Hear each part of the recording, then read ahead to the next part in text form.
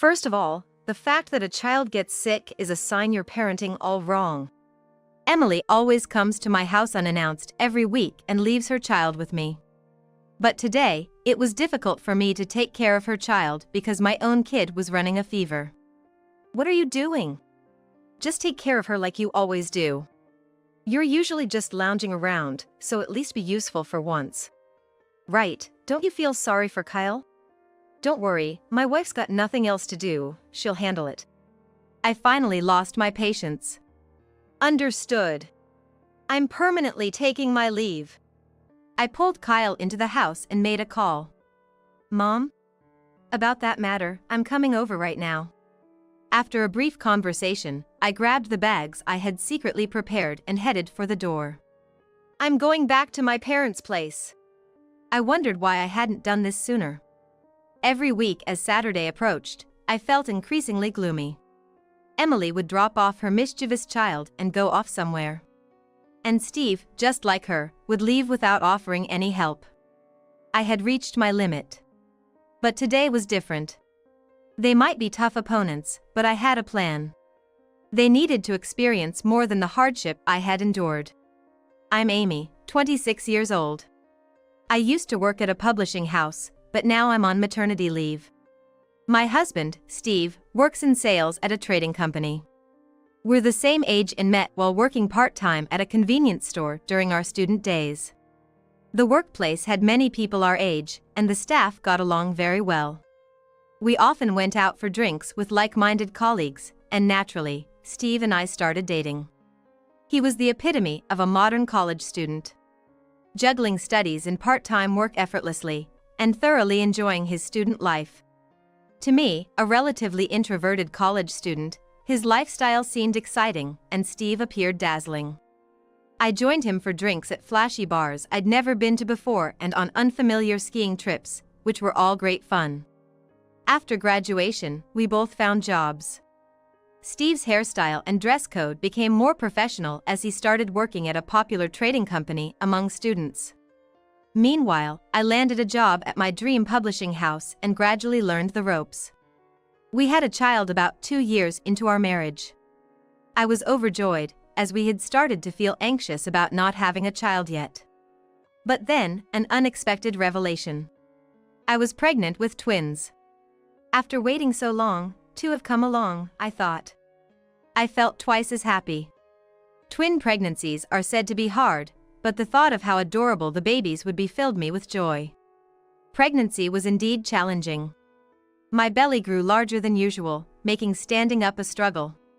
I often nearly lost my balance. During this period, getting up involved leaning on a table and saying, "All right, here I go." Steve seemed to be enjoying his work and didn't help out at home at all. With my belly getting bigger by the day, I was struggling with both housework and my job.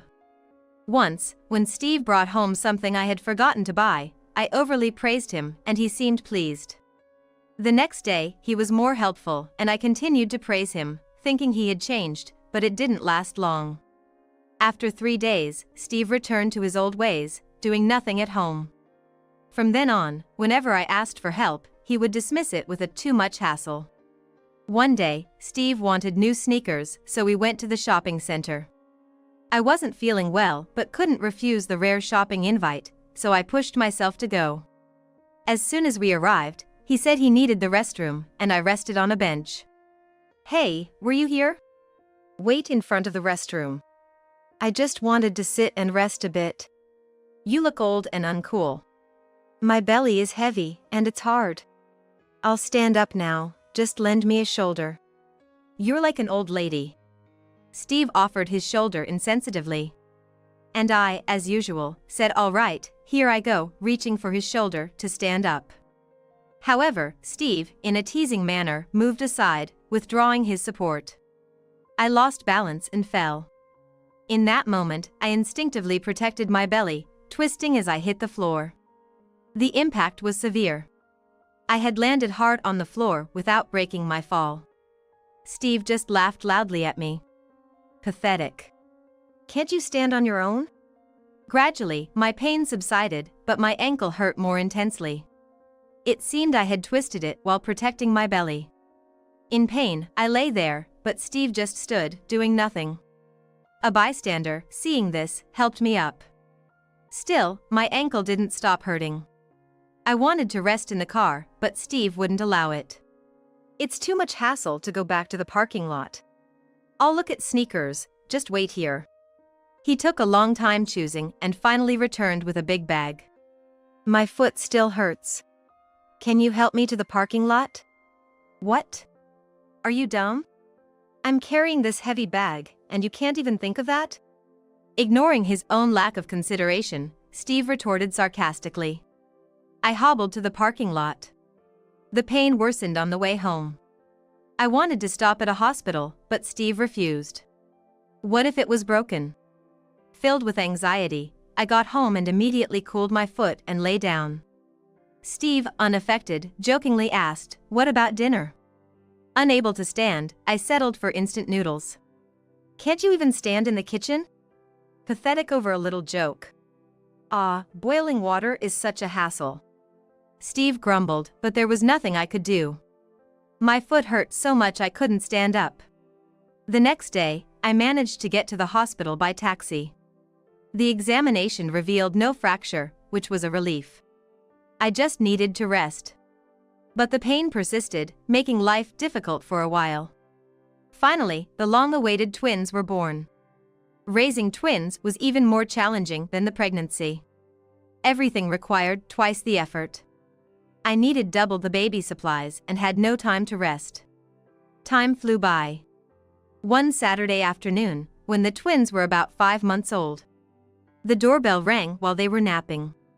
It was Emily, a senior from my part-time job days. Steve came out of the room to greet her. Oddly dressed in a suit on his day off. I thought you'd be here around this time. There was something off about Steve's casual tone. Amy, I need you to take care of my child for a bit. I was taken aback by the unexpected request. What? I didn't hear anything about this. You're just idling around anyway, you don't have any plans. Deciding on the day is the same, right? Steve seemed to assume I had no other commitments. But I have twins here, and I can't take responsibility if something happens. You're refusing my request? This is why ladies like you are no good. Her tone reminded me of Emily's attitude when we were colleagues. Back then, she was the oldest part-timer. And never overlooked even minor mistakes. Especially with me, who had attended a prestigious school, she would always find fault, saying, "Ladies like you. You're on maternity leave and have time, right? If you're not earning, you should at least be useful. I have plans later. Just bring the child in." A 3-year-old boy peeked out from behind Emily. Reluctantly, I took his hand and invited him in. Emily was carrying a large bag that looked like it could hold an overnight stay's worth of items. I thought it contained childcare items and reached out to take it. "What are you doing?" "This is my stuff." "Where are the child's belongings?" "He doesn't have any. Just let him play around." Emily then said, "I'm heading out," and called Steve. He seemed ready and left immediately with car keys in hand. He said he was going to the office. Without any return time mentioned, I suddenly started caring for Emily's child, Kyle. Kyle was in his mischievous phase and seemed fascinated by the twins, constantly trying to touch them. I gently pushed his hand away but realized I had nothing to entertain a 3-year-old. No snacks or toys. But, having worked in a department creating picture books, I had plenty of those. "Kyle, let's read a book over there." I started reading to him, but Kyle didn't pay any attention. He wanted to play games. When I said we didn't have any, he threw a tantrum, crying loudly. The noise woke the twins, and soon, my house was in a state of panic. I spent a chaotic half-day, barely managing even to go to the bathroom. It was dark by the time Emily and Steve finally returned. Steve had driven them. "The two of you together? It's more efficient this way." Kyle ran to Emily. "Did you have fun, Kyle?" He shook his head. "You like mommy better. Let's go home and play games." Kyle's face lit up. "Next time, make sure you have something Kyle likes." Emily left with a stern voice. This place is a mess. Kyle had made a mess of our house. He touched everything, and with the babies, I couldn't clean up. Blaming the child? That's low. A mother should be able to handle this. I'm not his mother. What was today all about? Steve smirked. Didn't you know? Emily is my ex-girlfriend. This was news to me. I dated her right before you, and since we parted amicably, we still help each other out. I was shocked. It was okay that he dated someone from our friendly workplace. But maintaining contact and taking care of her child after marriage seemed inappropriate. When someone's in trouble, we help each other out. Then you should have taken care of him. Don't be cold. Are you going to ignore someone in need? The conversation with Steve got nowhere. That night, after putting the twins to bed, I was busy cleaning up the room and hardly had any rest. Since then, Emily kept dropping off Kyle every Saturday. Oddly, whenever she left, Steve would also be gone. He claimed, I have tasks that can only be handled on Saturdays, but he never used to work on Saturdays before. Moreover, he always left in his car. Even though he usually commuted by train, which was strange. About 6 months into Emily's visits, during the coldest period of the year, the twins both had fevers. Unaware or unconcerned about our situation, Emily still rang the doorbell that day. Please take care of Kyle today. You did buy his favorite snacks, right? By now, I had learned to prepare children's snacks with my own money. It hurt to spend every week, but it was necessary to prevent tantrums and crying. But today, the twins were ill. I'm sorry. The babies have fevers, and I can't risk Kyle catching it. Is that my problem? Are you suggesting I leave Kyle outside in the cold? Of course not. I can't even think of leaving a child outside on such a cold day. Emily clicked her tongue in response. Your parenting must be wrong if your kids are getting sick. Anyone's child can get sick. It's inevitable. You're talking back to me? As we argued at the door, Steve, ready to leave, appeared. What are you doing? Take care of him quickly like you always do. You're usually just loafing around, so be useful for once. Right, don't you feel sorry for Kyle? Don't worry, my wife Amy's got nothing else to do, she'll handle it.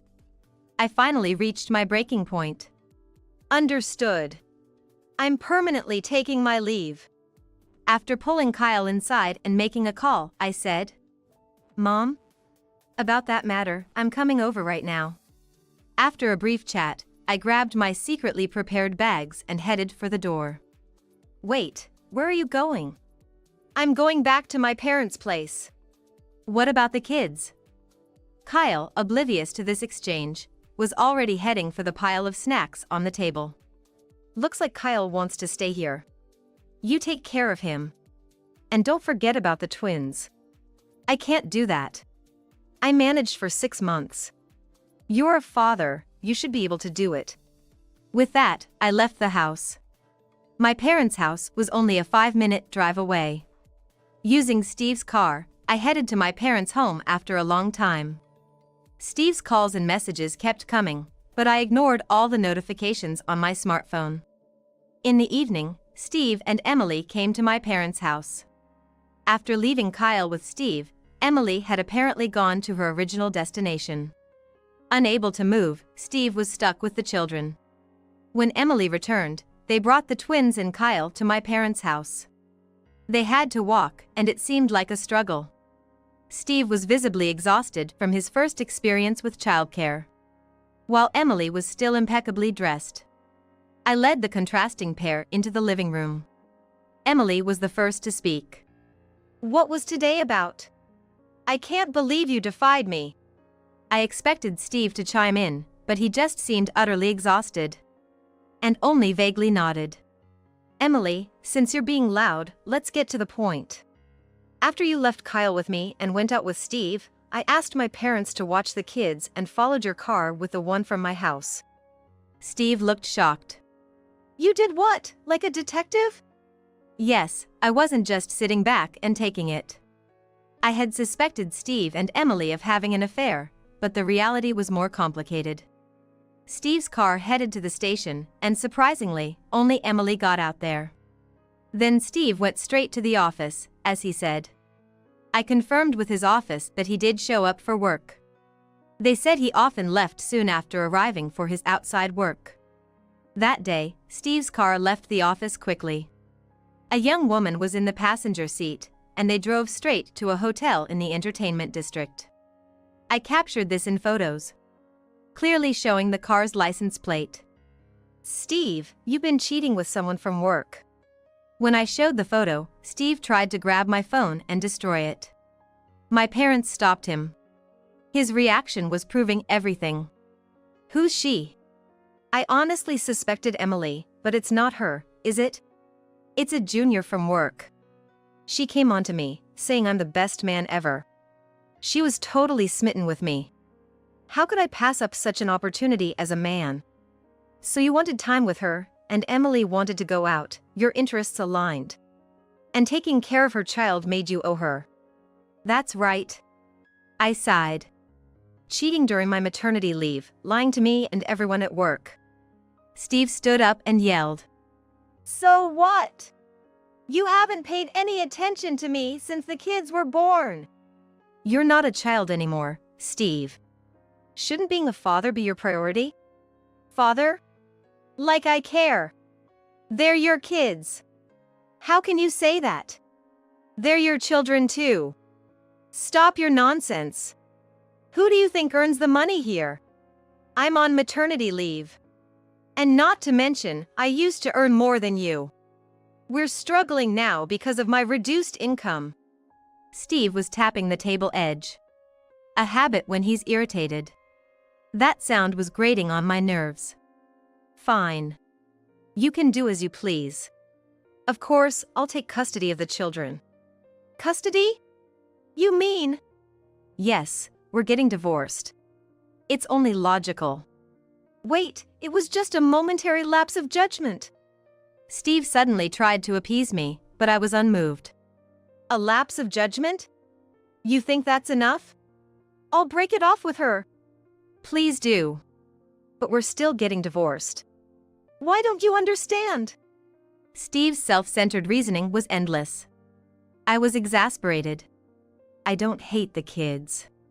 I just wanted you to take care of them while spending time with me. You want the best of both worlds. That's unacceptable.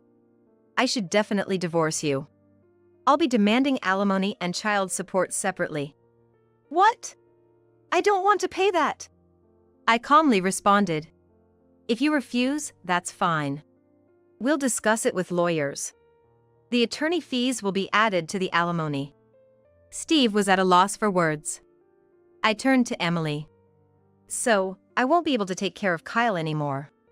That's troubling, I'm busy too. Just then, there seemed to be someone at the door. I smiled to myself, knowing who it was. It was Emily's husband, Kevin. I had invited him. Kevin owns a famous restaurant in the area. Something Emily often boasted about. That's how I knew how to contact him quickly. Kevin had a soft demeanor typical of someone in the hospitality industry. But his eyes revealed an intelligent mind, used to managing a business. What's going on here? He asked. Emily, you go out every Saturday, right? Yes. She said she's studying at school to get a qualification that'll help with work, leaving Kyle at a daycare. Is that true, Emily? I mustered my sternest expression and fixed my gaze on Emily. Steve interjected. It's true. I've been taking her every week. She's been making an effort even after giving birth. Don't be jealous just because you do nothing.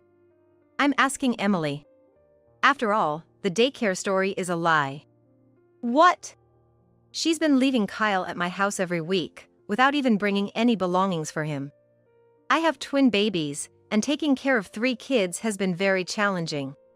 Kevin's face turned pale. Then what happened to the money you said was for daycare fees? Kevin, being a businessman, is used to managing money. He had trusted Emily with the household finances initially, but took over due to her poor management. Consequently, Emily had limited money to spend freely. She must have been taking the supposed daycare fees as an allowance from Kevin. But the question arose. What was Emily using this weekly stash of money for? What have you been doing every week, Emily? Don't tell me you're having an affair? No way, I've only ever been devoted to Kevin. I won't be fooled by your excuses. I've noticed things around the house changing. Someone else's influence, perhaps? Stop making baseless accusations. When Emily swung her arm in frustration, her tea spilled, soaking her bag. Oh no! She exclaimed and hastily wiped her bag with her clothes hem, but its contents spilled out. Out came numerous pamphlets, rosaries, and various trinkets. Kevin looked through the pamphlets. Fortune-telling? What's all this? Indeed, the rosaries and such seemed focused on bringing good fortune. I got interested in fortune-telling during my pregnancy. I once won $1,000 on a lottery number a fortune teller gave me. Since then, I've been obsessed with fortune-telling and good luck charms. But after giving birth, I couldn't spend money freely or attend events. That's when I thought of this plan to let this woman handle childcare while I use my time and money effectively. You've been involved in such dubious things? Steve also seemed surprised by these developments. I always thought you were studying. It's far more meaningful than studying. With this luck, we could become millionaires, live much more elegantly than now. Kevin was speechless at this unexpected turn of events. I'm appalled. You neglected our important son for such things? No, it's also for Kyle's sake. I even bought power stones that are supposed to make him smarter. Emily replied, arranging fortune-telling goods on the table and beginning to explain their effects. It seemed that she wasn't deeply invested in any specific group, just trying anything that might work. Kevin, after a moment of contemplation, finally spoke up.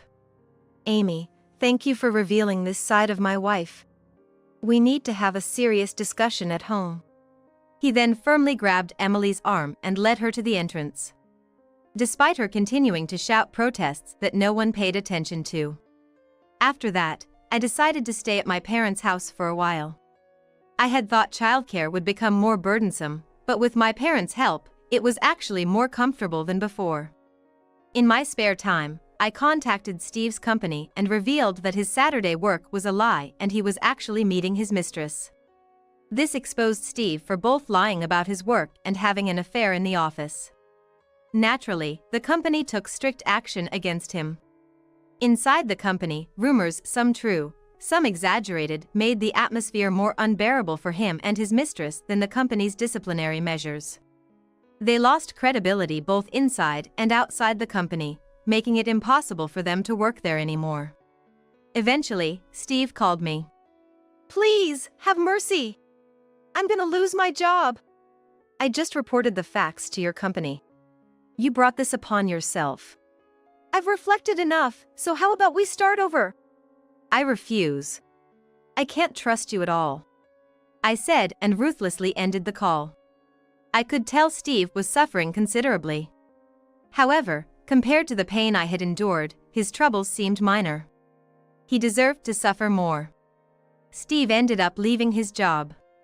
And couldn't stay in the same industry. Lacking the skills for other sectors due to his history of neglect and playfulness during his student days, he found himself in a difficult position. Now, he's burdened with the payment of alimony and leading a joyless life. Emily, on the other hand, was handed divorce papers by Kevin. Custody of Kyle went to Kevin, with her visitation rights being minimized. Around the same time, another issue surfaced. Emily was accused of workplace bullying at her part-time job. Her actions and speech had long been overbearing. In an environment dominated by student part-timers, Emily, significantly older, seemed to have used her age to assert undue authority. Her fed-up younger colleagues collectively complained about her, leading to complex negotiations. It appears the effects of her fortune-telling goods were non-existent, ironically leading to her downfall. As for myself, I'm planning to return to work next month. With the support of my parents, managing childcare seems achievable. Despite some nervousness due to my hiatus, I'm brimming with ideas for new picture books. particularly those themed around twins. The anticipation of getting back to work is overwhelming my concerns. My dream is to someday read the picture books I create to my own children.